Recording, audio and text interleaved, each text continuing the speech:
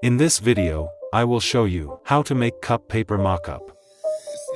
Choose Object Selection tool. Hold Alt key. Press Ctrl J. Choose Rectangle tool.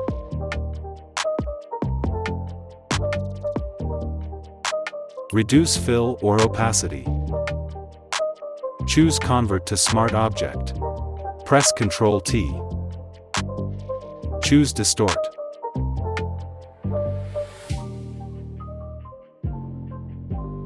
Choose Warp. Choose Cylinder.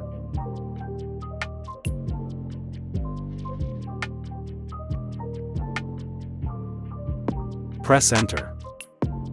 Double-click. Import image pattern. Press Enter. Choose Multiply. Hold Alt key. Press Ctrl L.